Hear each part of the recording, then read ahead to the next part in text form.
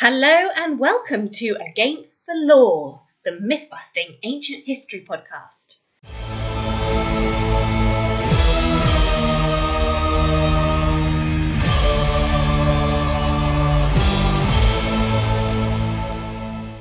I'm Zenia. I'm interested in all things Roman, and I have a bit of a crush on the Emperor Hadrian. And with me is Alison, Barney, and Flo. My name's Alison. I'm into comedy and ancient Greek stuff. Hi, I'm Barney, and my main interest is the ancient Near East. That's Babylon and Assyria and Mesopotamia, the land between two rivers. Hello, I'm Flo. I'm not a historian, but I love to learn from the best. So hopefully you, the listener, and I can learn together.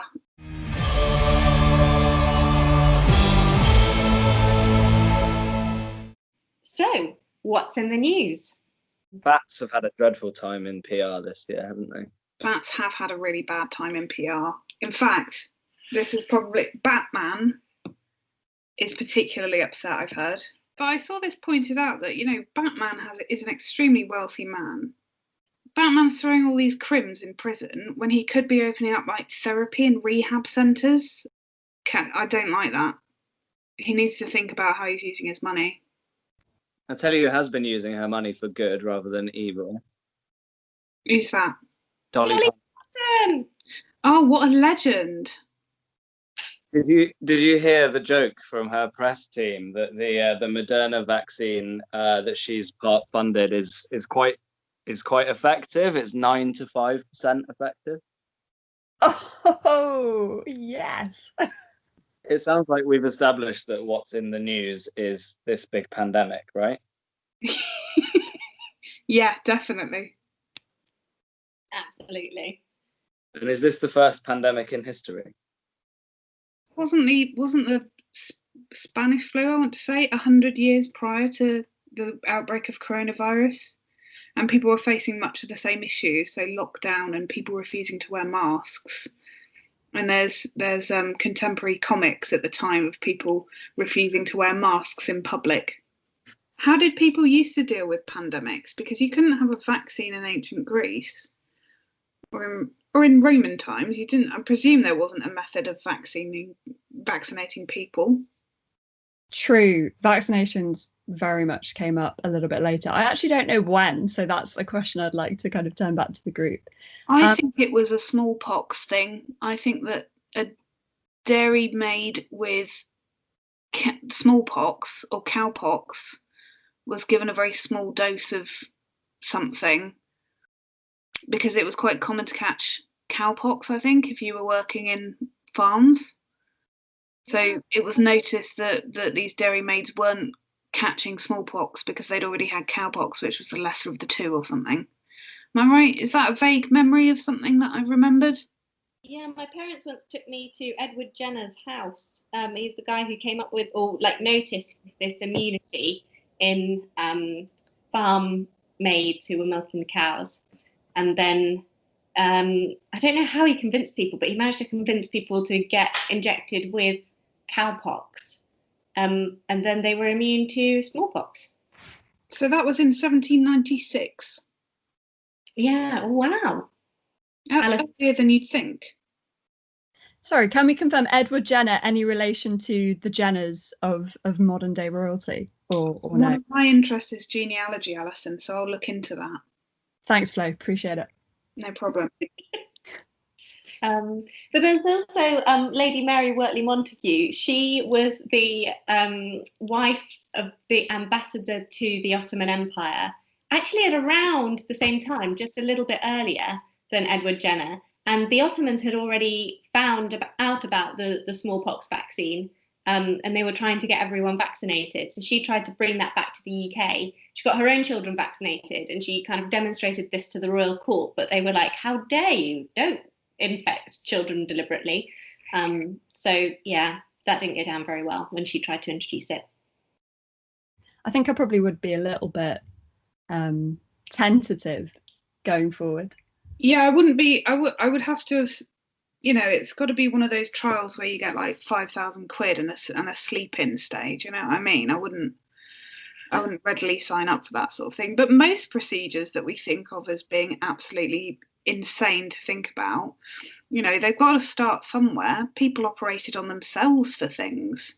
There was a man who tested his theory that the bacteria H. pylori, Helicobacter, whatever, that caused stomach ulcers. And so to prove that it did, he drank some. I think he got a Nobel Prize. I mean, that's a lot of effort for a Nobel Prize. That's dedication right there. I actually found out the other day that there's evidence of surgery from the Neolithic period. Ooh. They've found quite a lot of, from all over the world, thousands of skulls with bits of bone cut out of them. Oh, trepanning. So yeah, trepanning's this weird thing, isn't it? Where they cut like a little hole into the bone of the skull. They peel back a flap of skin and then like, cut into the skull and then put the flap of skin back, and you just carry on your life as normal. That's right, isn't it? Yeah, exactly. So they were trepanning back in the day, like 3000 BC sort of thing. Before that, 4000, around that kind of time. I'm quite glad that I live in modern day medicine, because I would definitely have been trepanned, because I get migraines quite a lot. So somewhere between the ancient Neolithic and Spanish flu, we've got a bunch of other presumably deadly diseases that have struck down people across the world, right? Do we know what the first recorded pandemic is, or even epidemic? In ancient times, they didn't really have pandemics in the same way.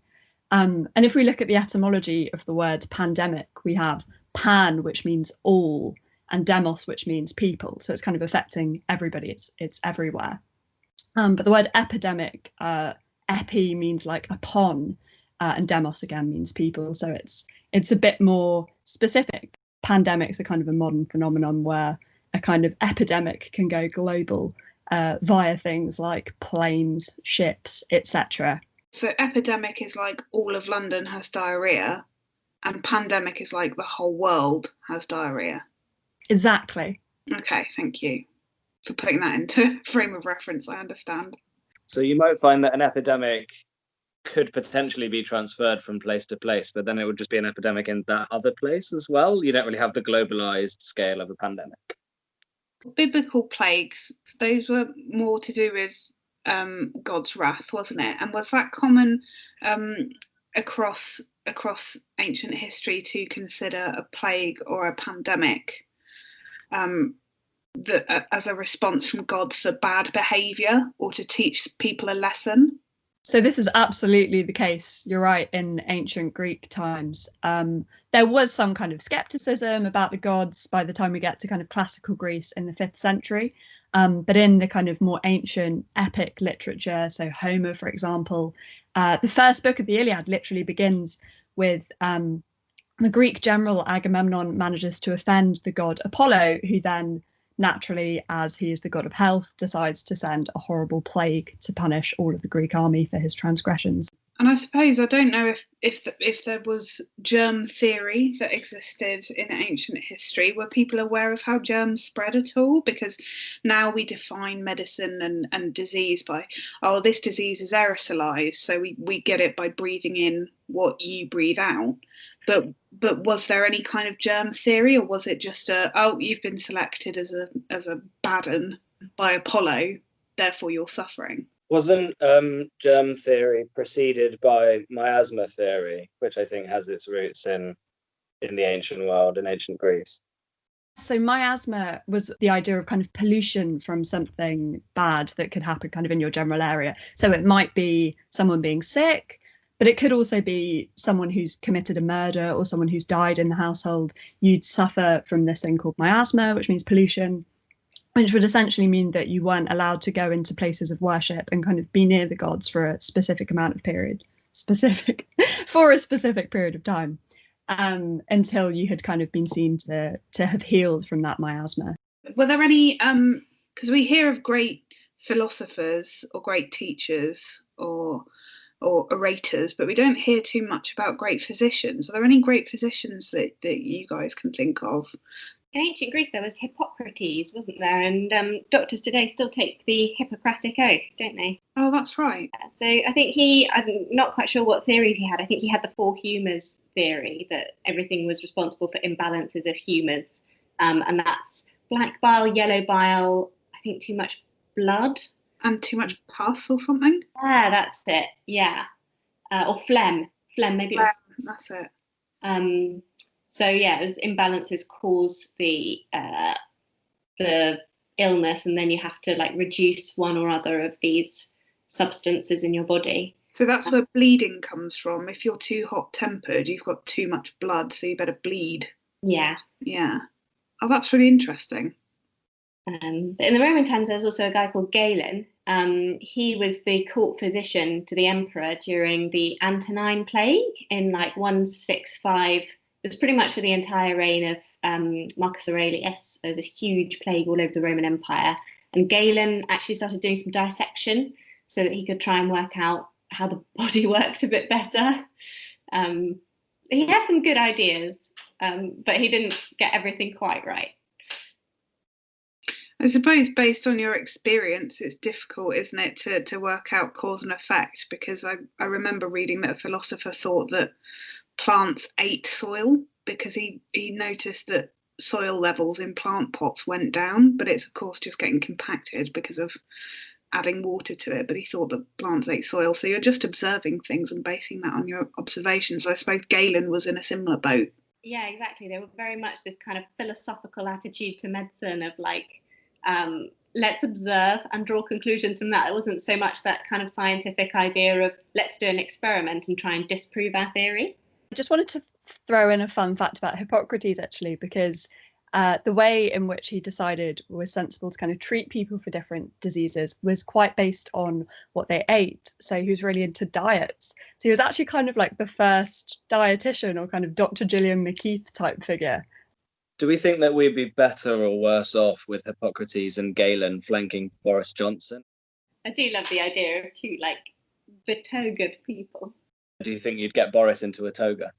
He'd be all over it. What I would say about Hippocrates, when it came to like the female body, he had some pretty crazy ideas about what was going on. Yeah, they just kind of assumed that women's bodies are basically deformed men's bodies, or just not quite there men's bodies, and yeah, inferior in some way biologically.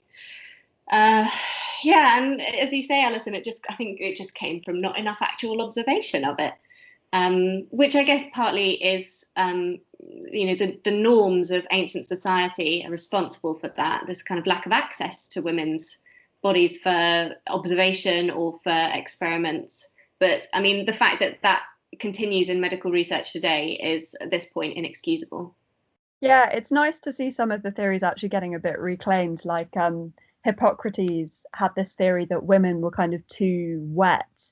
He thought that things were either kind of dry or wet, and women were kind of too wet. So it's nice to see kind of Megan Thee Stallion and Cardi B turning that into a solely positive attribute.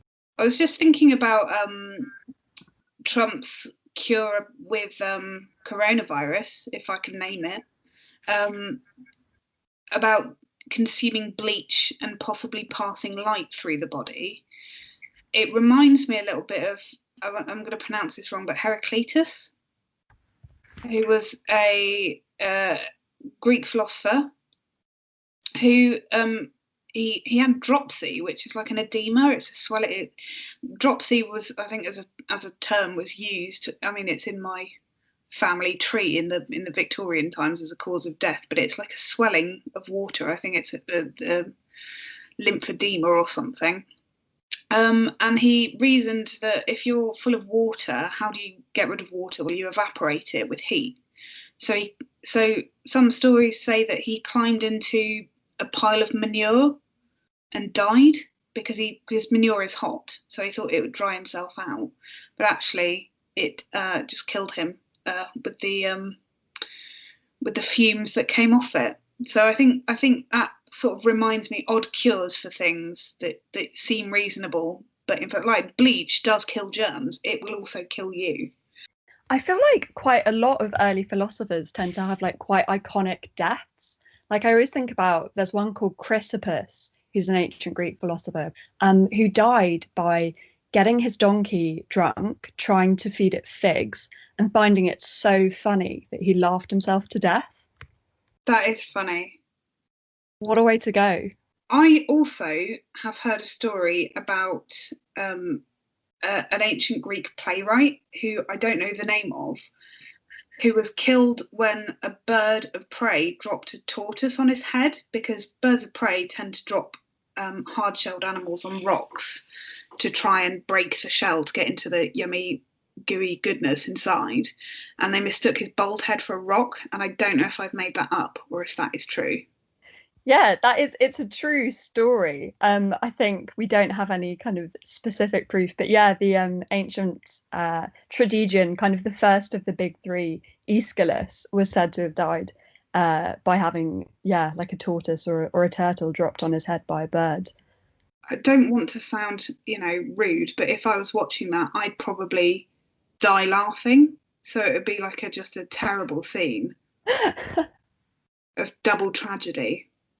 So we've talked about plagues and diseases. So are there any particular plagues or diseases or pandemics, or because I suppose you couldn't really have a pandemic in the ancient world because people weren't getting on a Ryanair flight to Marbella for £5, were they? They were kind of, I would imagine, aside from trade routes, people didn't really go on holiday abroad or travel too far if you were the average person.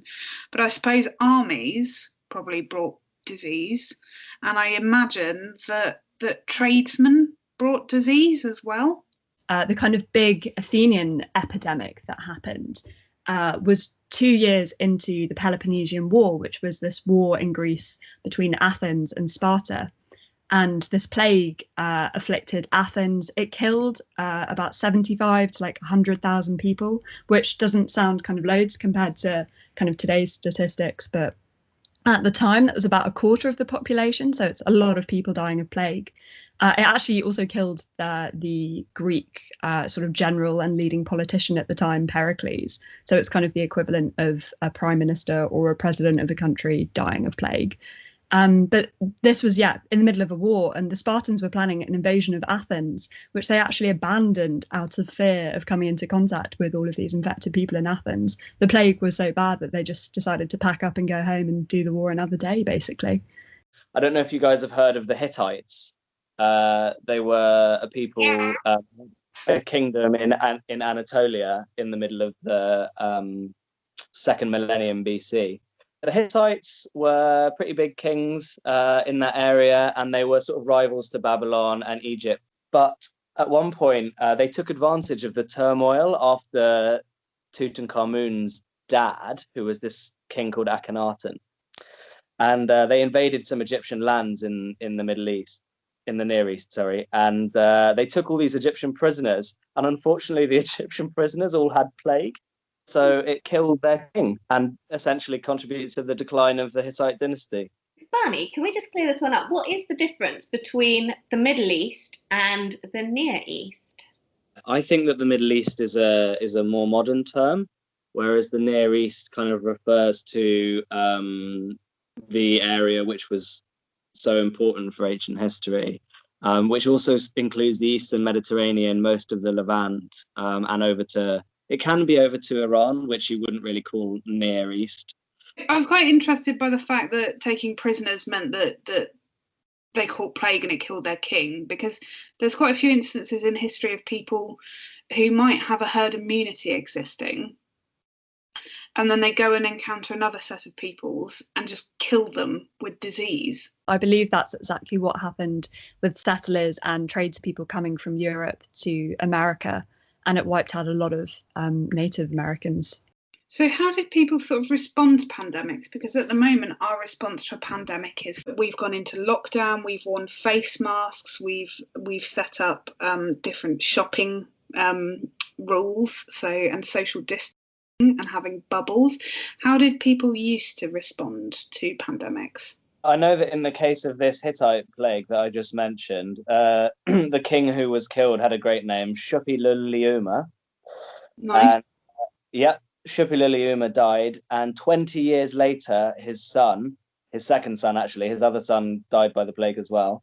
His second son, Mursili, who was another great king of the Hittites, he dedicated a bunch of prayer tablets saying, please, for God's sake, let's end this plague. It's been 20 years now. The Hittites are in pieces. And those are in Istanbul Museum. So prayer is one way to do it. Yeah, definitely in the Antonine Plague, which was in like AD 165 to 189 during the reign of Marcus Aurelius, who's not really remembered for plague. But yeah, there was a massive one. So there were a lot of offerings to Apollo. Sometimes he was called Apollo Alexiakakos, which means averter of evil. Which I think is quite a cool extra name to have. But yeah, Apollo was blamed for both causing plagues and he was asked to stop them. But there was also a god of healing called Aesculapius, and his sanctuaries were essentially the ancient equivalent of hospitals. People go there and expect to get treatment, not necessarily from doctors, but sometimes just from priests, or just being in the presence of the god would, they hoped, help them recover. Why did plagues used to last so long? Because we obviously have vaccines now and a bit more awareness about germ theory and how disease spreads. But was there sort of an awareness of why disease lasted so long? I briefly like to go against the law on this one a bit because, yeah, it's definitely true that diseases seem to linger a lot more in ancient times. I suppose it is probably mainly because of our medical abilities to, if we look at the coronavirus vaccines, how quickly, if there's like an economic interest and a kind of social interest to get a vaccine made, how quickly, if there's money behind it, how quickly we can find solutions to these problems. But kind of in living memory and kind of recent memory, the HIV/AIDS pandemic lasted for decades, largely because it was mishandled by governments and kind of governments not taking it seriously and not deciding to put into the resources to try to tackle it and find solutions to it and to stop people dying, essentially. So I think, yeah, even in kind of recent memory, there are kind of diseases that do have this epidemic status that lasts for decades. So I think it really depends on how it's handled kind of socially in terms of policy, and then also what the disease itself is and kind of how easy it is to find a solution. I think I could even back that up by going doubly against the law here, by saying that there's a great historic plague, which I would probably put at the opposite tonal end of the scale to the incredibly serious HIV/AIDS pandemic, which was the dancing plague of 1518 that happened in Strasbourg, where people just danced for days on end. But that sort of just petered out. Didn't they pin that to an ergotism issue in bread, which would have petered out because ergot is a disease that causes you to hallucinate and participate in behaviours that might be seen as sort of speaking in tongues or dancing until you drop. And then once that's passed out of everyone's system, or they've died from dancing too hard, then that would end. Or is that a myth? I'm really glad that we've got onto ergot, actually, because I think it's one of the most amusing answers that historians and archaeologists will tend to drum up for anything that they can't really explain. What is Yeah, it's always just ergot. It's like, oh, what was going on at the Salem witch trials? Ergot. Why did all the bog buddies in Denmark and Ireland go so willingly to their death? Ergot. Why was everyone dancing in Strasbourg in 1518? Ergot. I think that's like the Archaeologist equivalent. There's quite a famous archaeology programme that was on Channel 4 for a very good number of years, which is fantastic. But I don't know if I can name it. But quite a lot of the time, if there's something that can't be explained, if there's some strange markings on a rock and it's not ogham or cuneiform, it's just spiritual. It's spiritual. What's this for? It might have just been like a peg for a bag of ancient crisps. Yeah, it's funny you should mention pegs because it's usually like phalluses, isn't it? They're like, oh yeah, this is a religious object. This isn't anything untoward. This is very much, this must be for religion. This kind of essentially ancient dildo. Every time I drew a phallus in a textbook when I was little, someone came along years later and said this guy was really in tune with his religious side. That's it. That's what you were doing all this time, and you got detention for that. You should have gotten a promotion to head boy. I was misunderstood. You were. So religion and medicine seems to have a huge overlap through history. But I don't know if that's me thinking about that from a sort of Christian slant, because I live in a country that has a church system. But what are your thoughts on religion and medicine and the overlap that happens there? I guess it's just trying to explain things that aren't immediately explainable, if that makes sense. Yes, especially a lot of early religious stories are all about just trying to make sense of the world. And especially in Greek and Roman mythology, then that then gets kind of more and more elaborate. Like, why is this constellation like that? Why is this tree here? Oh, it was someone who got turned into a tree. Or why does this rock look so anthropomorphic? It's just kind of trying to explain the world around them. And I guess diseases, because if you can't obviously trace the cause, or you don't necessarily know what the effect is going to be, or maybe the symptoms are different in everyone, trying to understand it means you usually just kind of kick it up to the gods, to a higher power. Yeah, and it's not just diseases, I guess, because they have gods of the sky and the sea and kind of things that you can see, but then they also have gods of kind of concepts like love and human emotions like anger and ecstasy. So it's kind of every unseen force that we all experience kind of in our lives. There was kind of a god for that to explain it in ancient religion. I'd be the god of like minor inconvenience. I'd be the god of catching your jeans belt loop on a door handle as you try and go from one room to another. I'd be the god of going to the fridge and opening it and wondering why the hell you were there. I'd be the god of going into a room and forgetting why you went into that room in the first place, leaving it and then going, oh God, I remember. I'd be the god of like putting on a Spotify playlist and then playing your most embarrassing song when it's on shuffle. It sounds like you'd be a trickster god. Like Hermes, who's my favourite god. Does Hermes have anything to do with disease or illness or anything like that? No, he's the god of thieves, travellers. He's a messenger god as well, so god of communication. But he really likes playing tricks on people. Is that why Hermes never deliver my parcels on time? Because they're too busy being tricksters. Is Hermes the one with wings on his ankles? Yeah, that's the one. His Roman counterpart is Mercury. Hermes as Mercury is where we get mercurial from, right, as a personality trait. I don't actually know what mercurial means. It's like sort of flighty, a bit unpredictable, can often swing between a number of extremes or different states. That does sound like me now you mention it, especially when I'm hungry. Yay, we found your spirit god, as it were. Well, isn't Hermes a psychopomp? Which means a spirit guide or a soul guide who guides someone into the afterlife. Yes. I love the word psychopomp. What's the river called? The river's called something, isn't it? The Styx. The Styx, that's it. And is it Charon, the person who boats you across? Mm-hmm. Charon. Yeah, it's like a hard CH at the start. Okay, so it's not Sharon then, running a ferry service. Is that where we get putting coins on people's eyes to pay the ferryman? Mm-hmm. The Babylonians maybe didn't have their coin on the eyes thing. At a lot of archaeological sites of houses and homes, they found a lot of these little, they look like cups without a bottom. A bit like, when you're at a construction site and you see those bins all lined up where they chuck all the waste down from the first, second floors, whatever. Oh, they look really fun. They look like really fun slides. Yeah, they look really like the cursed slide, the danger slide that you wouldn't probably be able to use without really injuring yourself.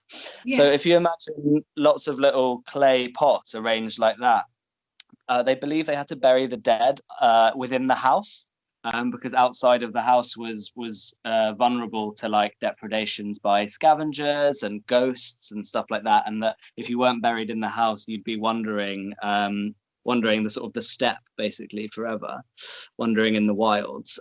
So they'd have to feed the dead that were buried under the floors in their house. So they'd pour water down into these little tubes. Oh God, swampy grandma. I swear I've heard that people could book mourners, professional mourners, to turn up at ancient funerals? In terms of mourning, it was seen as actually being quite political because they had these public funerals sometimes in times of war, for example, in ancient Athens. And Pericles, the general I mentioned earlier, actually kind of made a famous speech and put some rules in place to stop people mourning so much publicly because he was sort of scared that it was going to descend into, rioting or whatever else might happen. It was also a very gendered experience. Like it would always be women that were kind of allowed to mourn very publicly and very kind of emotionally, whereas men were expected to kind of internalize that in a sort of more toxic masculinity way. So yeah, that goes kind of way back. And if I can hop on there at the end of what you've just said and just say that now, of course, we know better and that it's healthy for everyone to have a good cry and that men shouldn't feel that they should bottle emotions up. I think that's a wholesome thing to end that funeral section on. That men, if you feel like you need to talk about something or be emotional, please do. So what have we learned going against the law on pandemics today? So I've learned that pandemic is a relatively new thing, or it becomes more frequent in modern times just because of the scale of travel that we think about nowadays. So we travel far more and far greater distances than people used to. So epidemics or endemics were more common in the ancient world. Oh, I loved as well the Heraclitus and the burying himself in manure. Definitely appreciated learning about the plague in Athens and how kind of battle and the movement of soldiers is just as much of a big thing in the transmission of disease as something that we might think more about, like trade, which is maybe more relevant nowadays. That's it for Against the Law this week. Join us next time when we'll be talking about the crown and all things ancient marriages. See you next time. Bye.